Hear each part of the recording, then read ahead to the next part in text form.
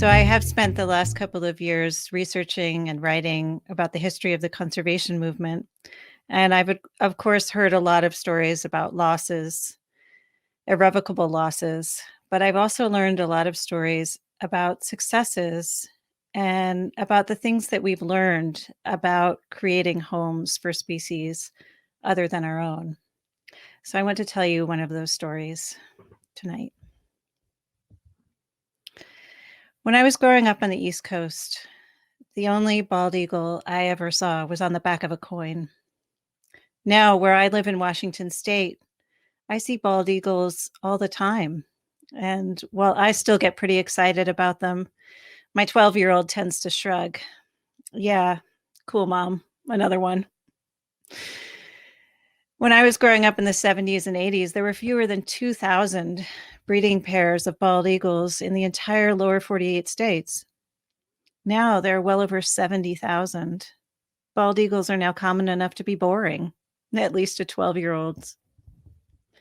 If you know anything about this recovery, you might think of the name Rachel Carson.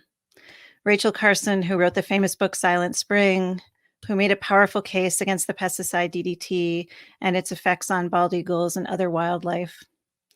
And Rachel Carson is one big reason why bald eagles are now boring, but I think she'd be the first to say that she's not the only reason. And I want to tell you the rest of the story.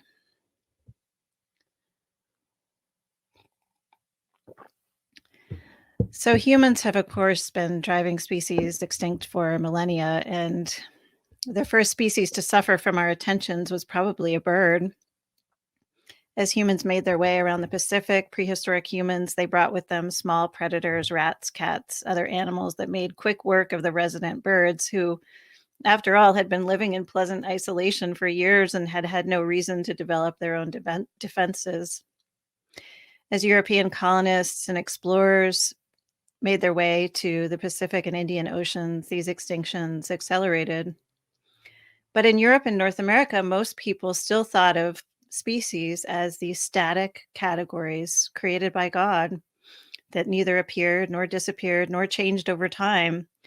It wasn't until Charles Darwin published The Origin of Species in the 1850s that people learned that species did, in fact, change over time, and also, as Darwin quietly acknowledged, that it was possible for humans themselves to drive species extinct. And now this realization reawakened interest in this kind of dumpy, pigeon-like, enormous bird that had by then been extinct for a couple hundred years, long enough that some people doubted it had ever existed. And there was one person who was so fascinated by this bird, which was called the dodo, that he turned himself into one. Lewis Carroll, when he wrote Alice's Adventures in Wonderland, made his own alter ego, a giant talking dodo. And that's how the dodo became the symbol of extinction that we know today. In the 1870s, a few years after Darwin, Europeans had to acknowledge that extinction was drawing closer to home. They knew that the great auk, this chunky black and white seabird that had once been common around the North Atlantic, had been driven extinct by egg collectors and hunters who killed the bird for down.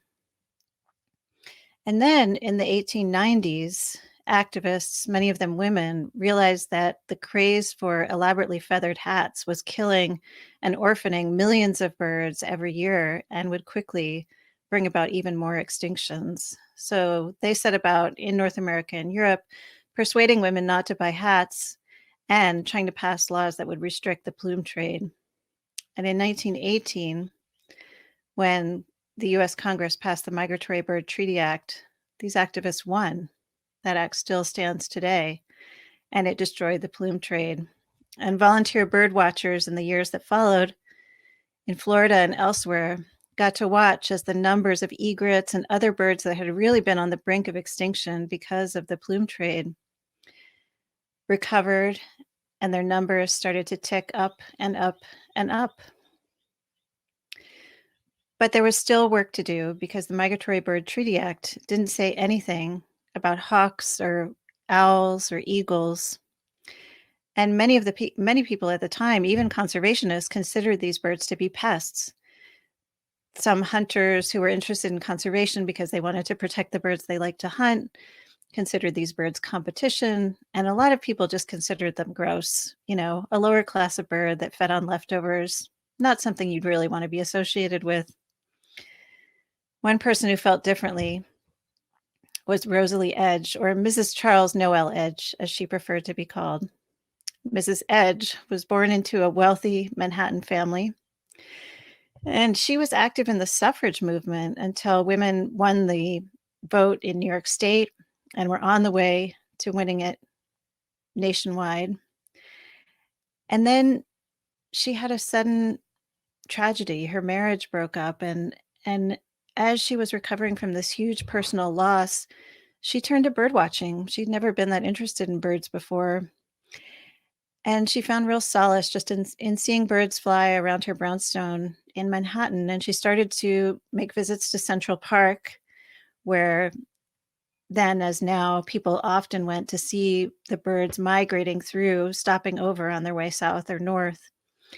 And she got to know the birds, and she also got to know the quite shy and insular clan of people who walk through the woods in Central Park looking for birds. And as she got to know them, they told her that the Audubon Society, which at the time still is one of the most powerful bird conservation organizations in the world, wasn't doing that much for hawks or eagles or owls. It was dominated by the sportsmen who generally considered these birds to be pests. The leadership was dominated by these sportsmen, and they just weren't that interested in these birds. And Rosalie Edge was not shy, and she had earned some really formidable public speaking skills during her work in the suffrage movement. So she, one morning in October 1929, got up on the Upper East Side, put on her elegant dress, marched across Central Park, and marched straight into the annual meeting of the National Association of Audubon Societies, which was taking place at the American Museum of Natural History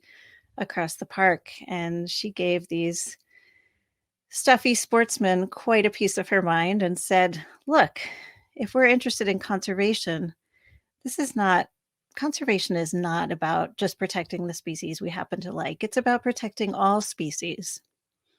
And she raised such a ruckus. There was actually quite a bit of support for this position in the membership of Audubon, just not in the leadership. So she raised such an outcry among the membership that the Audubon leadership had to back down and somewhat sheepishly admit that, yes, the Audubon Society stood for the protection of all birds, not just those that the Audubon leadership happened to like. So after she won that battle, Rosalie Edge moved on to another one. She found out that in Pennsylvania, in eastern Pennsylvania, there was a ridgetop that, because of topography and wind currents, a lot of hawks and eagles tended to migrate straight over this ridgetop. And every fall, local hunters would make a sort of a celebration or an annual tradition of going up to this ridgetop and just shooting hawks and eagles by the dozen. Again, because they consider them pests or just sort of worthless birds. Rosalie Edge was, of course, horrified by this. She leased the ridgetop and then bought it and then turned it into Hawk Mountain Sanctuary, which still exists today. One of the most important things she did when she created the sanctuary was to turn to her caretaker, a young Boston naturalist named Maurice Brown, and say, I think it would be a good idea if you just watched and wrote down the number and type of bird that flies overhead every year in the spring and the fall. I don't know how that might be useful, but it seems like it might be.